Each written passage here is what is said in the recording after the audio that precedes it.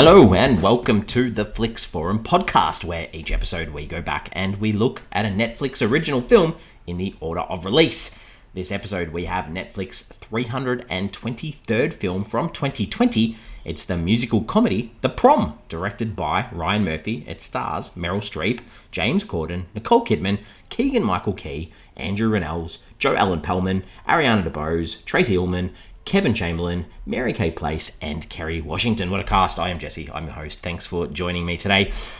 Big cast, big film, big Netflix production, I guess we've got to say as well. So, as always, if you haven't seen this film, 4 years since it was released and you're keen on checking it out, I will spoil this as we go. So do give us a pause and come back a little bit later on, because we kick the show off with the Fast Flicks, where we do a quick little summary of what the film is all about. So this one is about a school who blocks a teenage girl from attending prom with her girlfriend. So a bunch of Broadway stars come to save the day.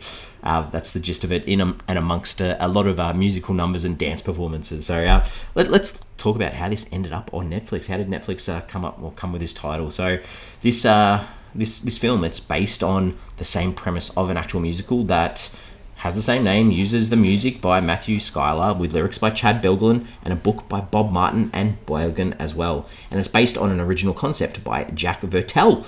The film is also loosely based around an actual real-life event from 2010, the Itawamba County School District prom controversy, which, this film follows some of those events as well. So CNN, they note that the film project is on theme with Murphy's, the director, advocacy for more inclusivity in Hollywood, including his spearheading the 2017 HALF initiative to create equal representation for women and minorities behind the camera.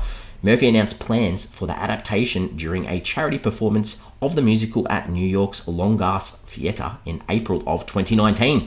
So we head to June of 2019, where a majority of the cast are announced. Ariana Grande was initially cast as Alyssa, the character Alyssa in this film, who's the popular but closeted cheerleader and Emma's girlfriend. But scheduling conflicts with her world tour forced Ariana Grande to drop out. Ariana DeBose joined in November, replacing Grande in that role of Alyssa. Ellen Pellman was also cast as Emma following a nationwide search.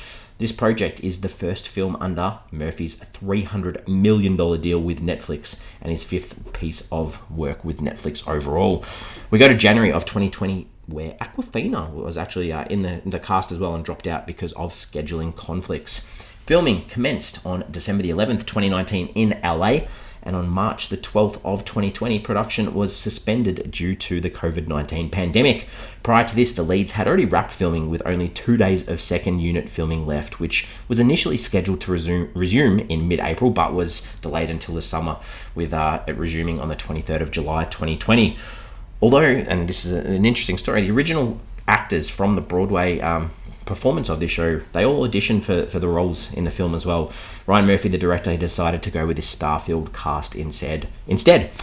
The film had an awards qualifying limited theatrical release on December the 4th, 2020, before it hit Netflix worldwide on December the 11th. It was the second most watched film over its weekend on the platform, but it did drop to 10th in its second weekend, so quite a big drop there as well. Around the world, what's the film called? So and obviously the English title, The Prom, relates to a very American sort of event that occurs in teenagers' lives, but in Spanish it's called The Dance. Okay, it's not really revolving around dance, but that's all right. There are some dance components. In Portuguese and Chinese, it's called The Graduation Party. In Hungarian and Vietnamese, it's called The Prom, The Graduation Ball. So they've included the two of them. In Polish, it's just called Ball. And in Russian, it's called High School Graduation. This one did have a couple of taglines. So the big one on most of the posters was, "Everyone deserves a chance to celebrate." Yeah, not bad. It ties in nicely with this film. There was another one, Broadway's new musical comedy, so that doesn't give you much. And the other one had multiple versions of this. So it was like, it's time to celebrate, and then it changed the word at the end. So it's time to celebrate either change, kindness, friendship, acceptance, dreams, love, courage, and hope. So obviously those things are all big themes in this film that we'll probably talk about a little bit later on as well. So this, as I said, did have a limited theatrical release. It took $187,000 at the box office. It did have some wins. It had 5 wins on the award circuit with a further 29 nominations. Two of those noms were at the Golden Globes, so it was nominated for Best Motion Picture, Musical or Comedy, and also Best Performance by an Actor in a Motion Picture, Musical or Comedy for James Corden. Also, obviously, those nominations included a lot of craft, editing, costume, makeup, music, songwriting, all that sort of stuff. So, obviously, recognised by a fair few amount of people, this film. What were the critics and audiences saying at the time of the release for this film? So, Rotten Tomatoes, it's rotten. It sits at 54%. That's on 212 reviews. So, a lot of critics actually saw this film. The audience, a tiny bit higher. It's at 61%. That's on more than 1,000 ratings. IMDb, 29,000 ratings, so not too many really when you think about it. It sits at a 5.9 out of 10. So, again, not necessarily, wouldn't be hitting fresh on Rotten Tomatoes. Letterboxd sits at a 2.3 out of 5 on 78,000 ratings. That's a lot of ratings, and that is very low. It's been logged on Letterboxd by 117,000 people. Huge numbers. Metacritic sits at a 55 out of 100 on 35 critic reviews, so that is on that yellow in the traffic light system, so sitting in the middle. However, the audience, this is probably the highest from the audience. It sits at a 6.3 out of 10 on 98 reviews. That is in the green category on Metacritic. What are my early thoughts on this film? It's tricky. I had high expectations for this film because I'm a big fan of most of Ryan Murphy's work. But the first 20 minutes of this film, I nearly had to turn it off and be like, I need to come back and watch this later because I hated every bit of it and I was really worried. It did find its groove once the Broadway crew arrive in Indiana, and I did get into the back half, but the start really threw me off quite a bit. So let's get into the crux of it and let's talk about this film. So what are the characters? Let's talk about the characters. So Emma is, I guess the film is really her story. She's the girl who's been rejected by her town, by her school, her peers, her parents, and all because she wants to take someone of the same sex to her prom. And, obviously this stems from her parents kicking her out of her house and the trauma when she was younger. But she is such a strong individual who's proud of who she is, even though she's had to face many challenges. And that's where everyone else sort of comes in and is involved in her story, because our Broadway crew, or our Broadway actors and actresses, they come to support her cause. So Dee Dee, Meryl Streep, she's this self-obsessed Broadway diva, I guess. She's stressed about her co-star Barry, and we'll talk about Barry in a second, but how her and Barry's latest show has been a disaster, and the need for good PR and turning their careers around. So we do get some backstory about her starting off dirty poor and finding love and being divorced and all the troubles with that, and how her ex-husband was only interested in her because of her money and not because he loved her. And we do see a little bit of change in her. Like, she obviously wants to lead this charge to support Emma and change, and through the principal of the school, we do see a little bit of change in her character too, and I'll talk about him soon as well. But Barry, I guess, was the one I mentioned before, Dee Dee's sort of co-star, played by James Corden. He's this manic gay stereotype, played by a straight man, and I think that's where a lot of criticism around this film has come, because I'm not sure that James Corden plays it off, and he's probably the worst part of this film for me as well. He obviously went through a similar experience to Emma when he was younger. He left his parents because they didn't accept him, and his journey in this, I guess, is reconciling with his family, even though if it's, a bit of a side story in this film. The other two people, we have Angie, played by Nicole Kidman. So she's come from Broadway too. She's like the doll of the group. She's always been rejected for roles that she's wanted, and she's sort of been stuck in this life of always being a part of the chorus in stage shows. She has a bit of a reliance on alcohol to get her through this stage in her life as well, but she's a good comfort to Emma at various stages as well. And the other person that comes along is Trent. Trent is a bit of an outsider in this Broadway group. He's a Juilliard grad, tells everyone about that multiple times, but he's sort of struggled to break that Broadway scene. So, he has to do bartending in between gigs and small travelling shows to towns, and that's how they manage to get out to Indiana as well. The other two main characters in this film, Principal Hawkins, he's the one supportive person at the school who is pushing to allow Emma to the prom. So it's nice that she actually has someone at school on her side. He the other side thing too, he has a love of theatre, and he knows Dee Dee, and his almost obsession of her means that he's allowed to be the person that ends up helping her and adjust her selfishness to look at how to support others too. The other character, Alyssa, which is Emma's girlfriend. So we find out they've been together for a year and a half, and has kept this a secret because her mother is the head of the PTA, and she's the one who is anti-gay, anti-allowing this prom to go ahead, because she believes she's upholding the values of the town. And she also has to and this is Alyssa, she's got to uphold these high values that her mum set out as well, because, her mum puts that stress and pressure on her that, if we're good, if we're the perfect family, your dad might come back. And that's such a horrible thing for a teenager to have to think about, I really think.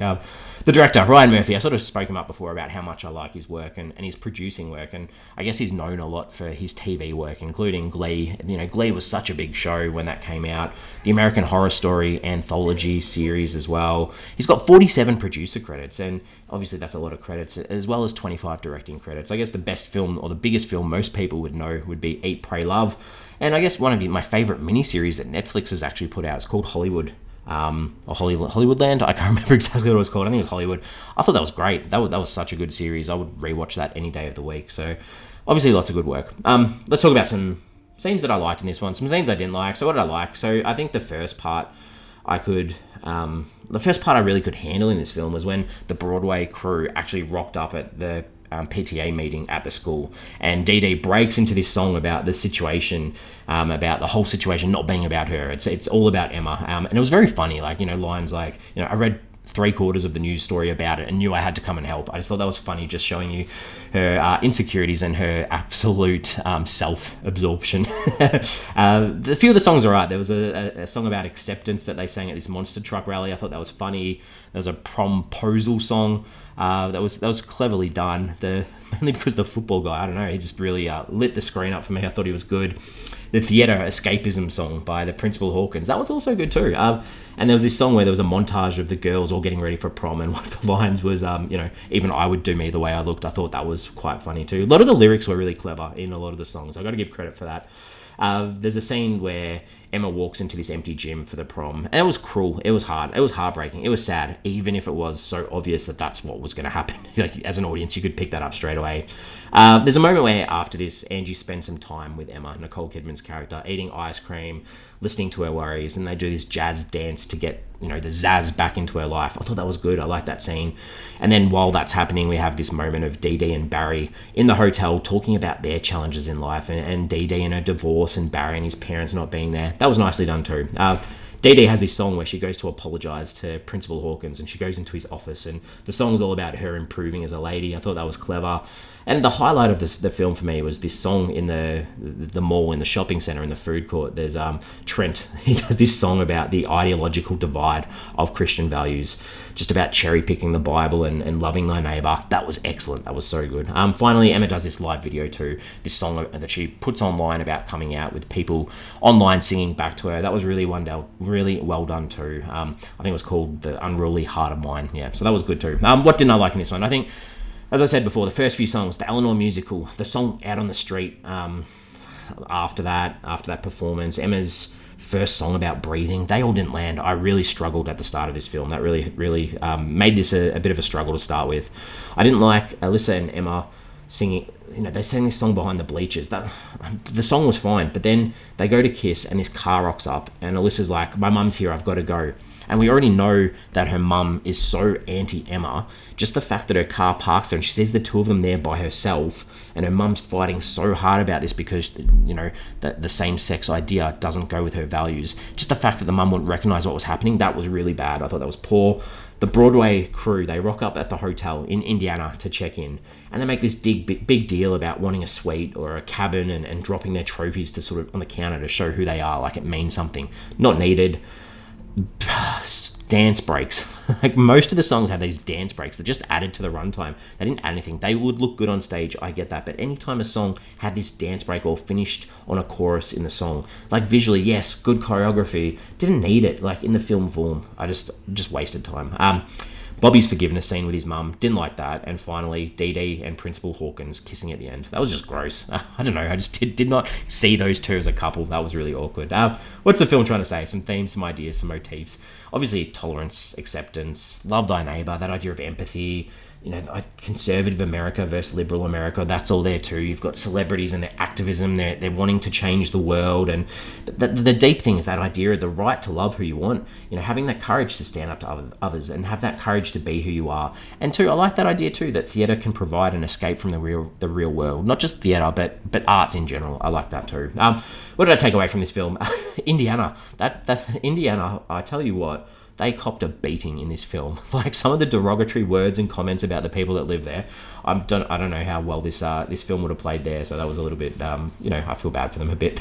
Alright, IMDb, we have a moment where, do we jump on IMDb to check anyone out? Earlier, I had to pause the film, because I mentioned this sort of in the information about the film, but I had to look up Emma and sort of confirm that she was being represented properly, because James Corden obviously is a heterosexual man and he's playing a gay character, and I would have felt really ripped off if Emma wasn't a queer character, a queer person in real life. So I found out that Ryan Murphy cast Pellman as the protagonist in the film after this nationwide search, and it's her film debut, and Murphy said that she spoke very movingly about being a queer woman and having a gay single mum who raised her. I remember she walked out and I was just like, thank God, that's over, we've found our girl. I really liked that idea in the story, so that was really good. Questions, ponderings, I've touched on this already. Like, James Corden, like, poor casting. Did he work for you? Like, he did not work for me. I just really could not stand him in this role. I know he did the Cats musical film as well. I've kept away from that, and I'm probably going to stay even further away from it. Probably won't even hit my radar anytime soon, because I just couldn't stand him in this. I'm ready to wrap it up. We give the film a rating out of 5 on this show. So, like, I am stuck on this because the start was so horrendously bad. But maybe it was just that I wasn't aware of what I needed to focus on or be engaged in to be involved in the type of film this was going to be, because it did pick up once they got to Indiana. But I can't look past that start because, I thought, oh, cool, maybe I'll go back and watch the first 20 minutes again just to, try again from where I'm at. But I just couldn't do it. Yeah, there are some good songs in here, some good messages. It's 2.5 out of 5 for me. 2.5 for me. Fairly okay rating. It's not horrendous, but 2.5. We're on socials. We've got Instagram, we've got Facebook, and we have X, formerly known as Twitter. All I wanted to know is, I guess, who's the most courageous character in this film on our socials? Let us know who's the most courageous character. I think Emma's probably the easiest one to say, but who are some other courageous characters in this film? Because, it's hard to like the celebrities in this film, but are any of them actually courageous? Like, obviously, their motive in doing what they were doing was self-absorbing and self-beneficial, but do any of them actually have some good traits? Are any of them courageous? I reckon Nicole Kidman's character, Angie, possibly was probably the nicest out of all of them, but again, her role was pretty small, so I don't know.